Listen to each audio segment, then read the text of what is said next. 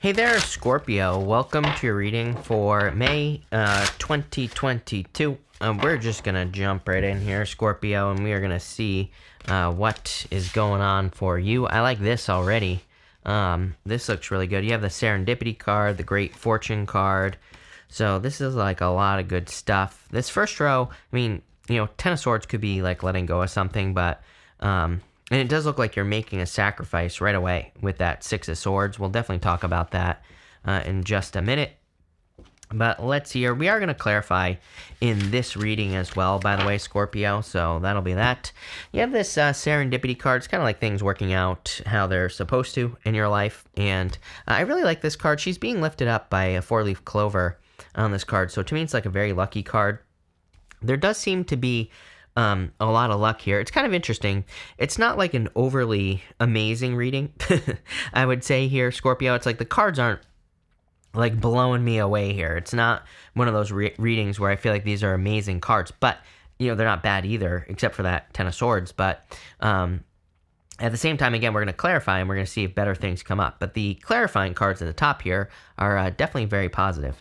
You have the Ten of Swords, the Nine of Wands, and the Strength card here. Everybody's been getting the Strength card this month, which is pretty interesting. The Strength card, to me, can be a card of something that does require strength. What I feel like it is for you, Scorpio, is it's like if you're working on any projects or businesses, or if you're working on anything personal, maybe you're trying to make some health changes or any other type of change, I do feel like this Strength card is saying, like, just like maybe, 1% extra effort, just that little pinch extra effort will make all the difference in the world. And the thing is, I feel like you're tired.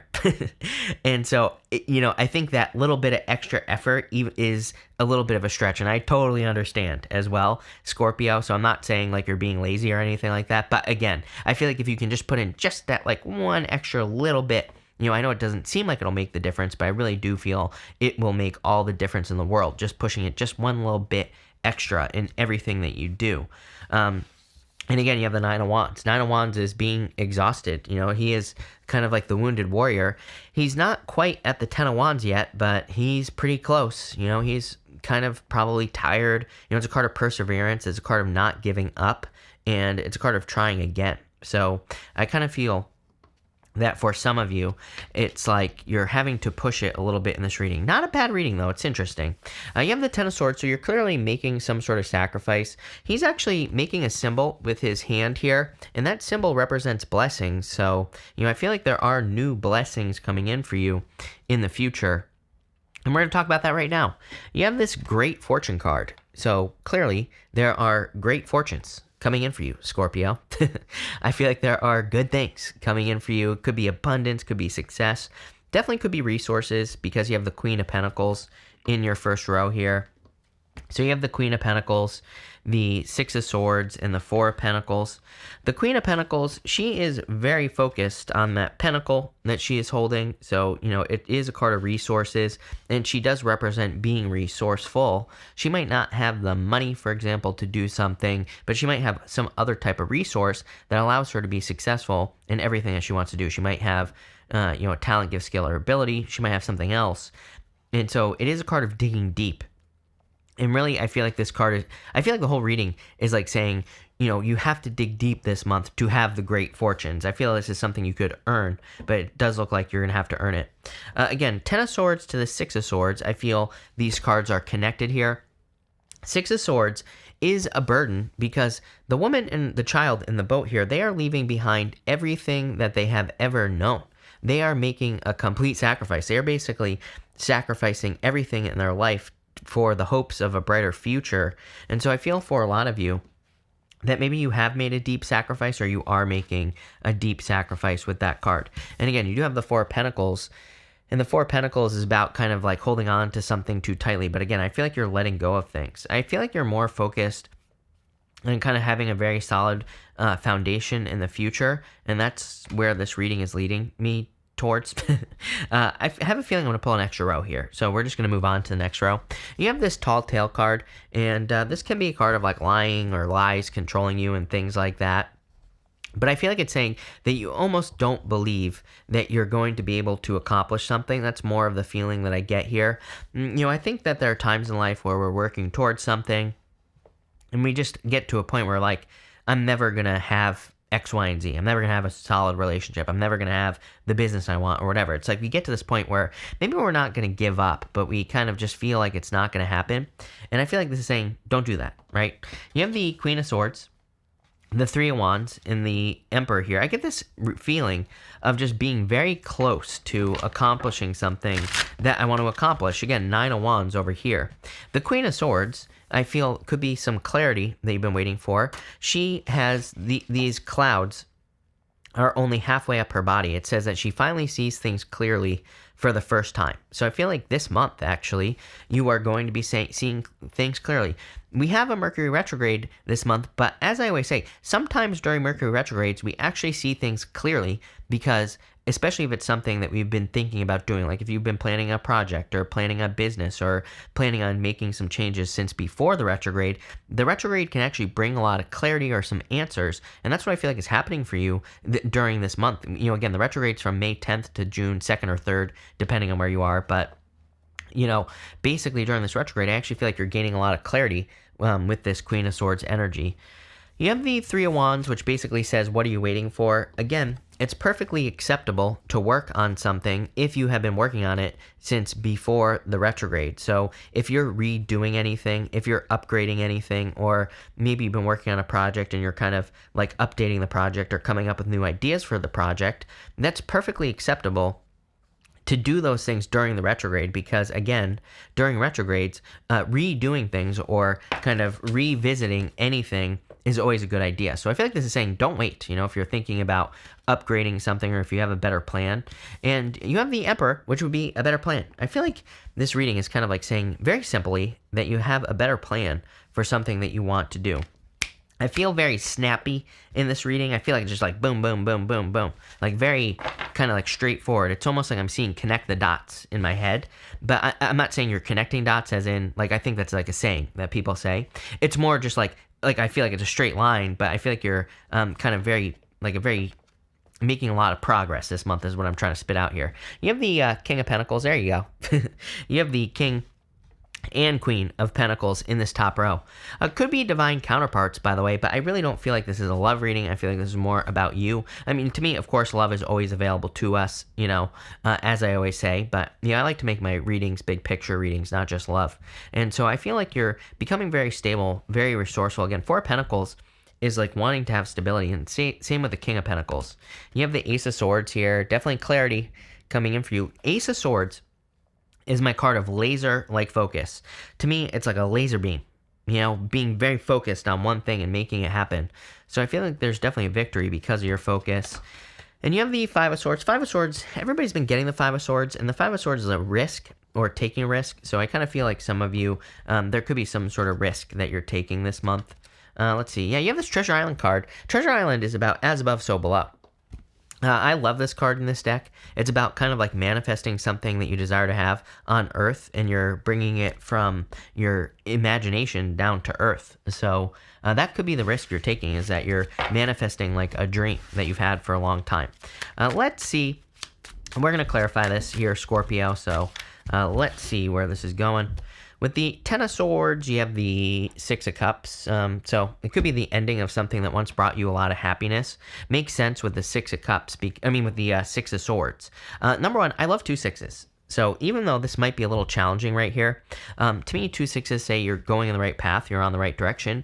I have been getting this like feeling, I would say, over the past few months, and a lot of you have probably heard me say it before, where I feel like a lot of us are being asked to let go of things that maybe we once did love and enjoy. Could be a person, doesn't have to be. I feel like it could be anything, experiences, places we've lived, things that we've owned, could be anything, right?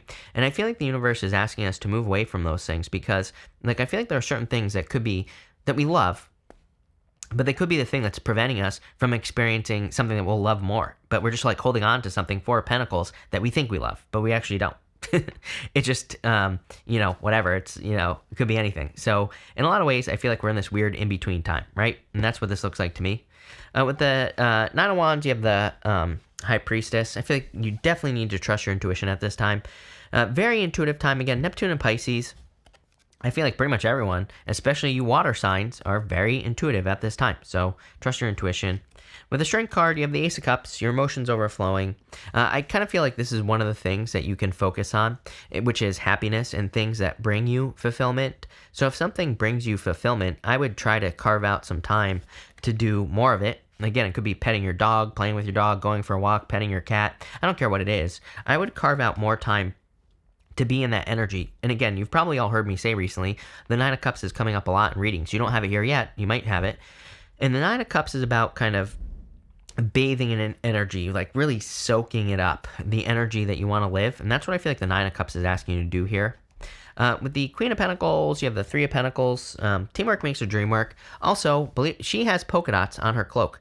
Polka dots in the tarot represent needing to have more fun, needing to enjoy yourself more, needing to do things that bring you joy, happiness, attention, all that other good stuff. So Three of Pentacles is quality work as well. It's like saying, I feel like the universe is saying you're doing a good job in general. This is going to increase your resources.